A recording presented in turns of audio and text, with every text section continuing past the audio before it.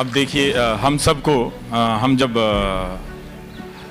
बड़े हो रहे होते हैं तो हम सब के भीतर कई तरह से डर होते हैं और वो डर हमें विरासत में मिलते हैं, माँ बाप से मिलते हैं, समाज से मिलते हैं, फिर धीरे धीरे उसमें सिस्टम और उसमें ज़िंदगी की असुरक्षाएं बढ़ती चली जाती हैं, उस डर को बहुत बड़ा करती जाती हैं। तो निश्चित रूप से एक दौर ज़रूर था कि भूत का बहुत डर लगता था और अब नहीं लगता है। लेकिन इस देश में ऐसे बहुत से लोग हैं जो जानते हैं कि भूत नहीं होता है लेकिन भूत का डर लगता है और कुछ लोग इस भूत के डर से छुटकारा पा जाते हैं। उसमें मैं ज़रूर एक समय में बेल के पेड़ के नीचे से गुज़रता था तो लगता था कि भूत बैठा है और फिर तो जो उनसे लोहा लेने के एक ही इष्ट हैं बजरंगबली जी, तो उनका आह्वान करता था तो एक ताकत आती थी कि इससे हम पार कर सकते हैं। तो जब भी बेल के पेड़ के नीचे दौड़ कर पार किया तो पार करने के बाद हमेशा लगा कि नाहक ही डर गया था। दौड़ के आराम से भी पार किया जा सकता था, अगर भूत होता तो दौड़ते हुए भी पकड़ सकता था।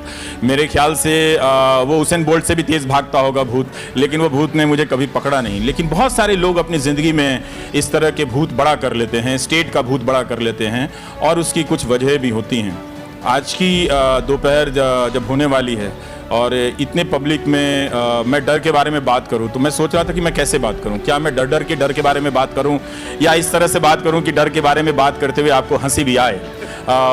ये ज़रूर था कि जब आप कमज़ोर छात्र होते हैं तो समाज डर भरता है आपके भीतर कि आप ज़िंदगी में कुछ नहीं कर पाएंगे। घर वाले डर भरते हैं, परीक्षाओं का डर भरता है। अप्रैल और मार्च का महीना आता था तो झुरझुरी सी होने लगती थी कि ये महीना क्यों आता है मेरे लिए, और साल में ये 2 महीने इसलिए आते हैं मुझे डराने के लिए कि अब बोर्ड के इम्तहान होने वाले हैं, अब तो तुम्हें पास करना पड़ेगा और वहाँ तक पहुँचना पड़ेगा। तो बहुत से लोग इस देश में आज भी ऐसी चीज़ें बनाई गई हैं जिससे आप डरते हैं। पिता का डर सबसे बड़ा डर होता है, उनके डर के कारण आप बहुत सारी चीज़ें नहीं करते हैं, बहुत सारी चीज़ें करने का जोखिम भी उठाते हैं। तो वो डर एक चैलेंज होता है। बहुत से लोग अपने पिता के डर को चैलेंज के रूप में लेते हैं, उसको क्रॉस करते हैं और ज़िंदगी में कुछ नया कर जाते हैं। चाहे वो फिल्म की दुनिया में जाने वाले हों, चाहे क्रिकेट की दुनिया में जाने वाले हों। तो अगर जिस किसी ने भी पिता के डर को क्रॉस कर लिया उसे फिर डर को क्रॉस करना आ जाता है। वक्त लगता है लेकिन वो धीरे धीरे करने लगता है। तो हम सब के अपने अपने तरीके होते हैं कि पिता के डर को आप कैसे क्रॉस करेंगे। वो डर हमने अपने लाइफ में क्रॉस करने की कोशिश की। भले ही उन्हें शाम के वक्त फिल्में देखना बुरा लगता था तो मैं सुबह के वक्त फिल्में देखता था और वो तब जब सुबह के वक्त की फिल्मों की छवियां बहुत ख़राब होती थीं। मॉर्निंग शो मतलब कुछ और होता था, लेकिन तब भी मॉर्निंग शो में कुछ अच्छी फिल्में लगी होती थी तो मैं दोपहर से पहले देख आता था। तो बहुत तरह के डर हैं। अगर आप डर के बारे में प्रोसेस की बात करें तो मैं एक बहुत ही डरने वाला व्यक्ति रहा हूं और शायद ये अभी भी है। परीक्षाओं के दौर में मैं अक्सर पटना में गंगा नदी के किनारे चला जाया करता था। माँ गंगा ने कभी नहीं बुलाया लेकिन मैं चला जाता था क्योंकि मुझे डर लगता था और मुझे गंगा को देखना बहुत सुंदर लगता था। और गंगा मेरी ज़िंदगी का और मेरी स्मृतियों का बहुत अहम हिस्सा है। पटना में तब वो काफ़ी चौड़ी हुआ करती थीं और उनकी लहरें और उन पानी का जो रफ्तार है। आज एक जहाज़ की बहुत चर्चा है, विलास, लेकिन उस वक्त हम भी अपने गांव से इसी तरह के जहाज़ से पटना आया करते थे। गरजती है, ऐसा लगता है कि नदी चिल्ला रही हो कि अभी वो इस पुल को लेकर और ट्रेन को पकड़कर वो अपने भीतर समा लेने वाली है। तो वो एक डर है, वो बहुत ज़्यादा स्पार्क करता है।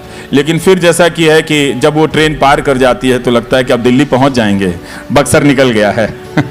2 बातें हैं। एक, अभी आपने कहा कि आपको बीच धार में, गंगा की बीच धार में जाकर पानी पीने का जुनून था। वो जुनून अच्छा लगता था, पानी बहुत साफ मिलता था वहाँ। तो जिंदगी की धार में जाके, डर की बीच धार में जाके खड़ा होने का जुनून भी आपको है?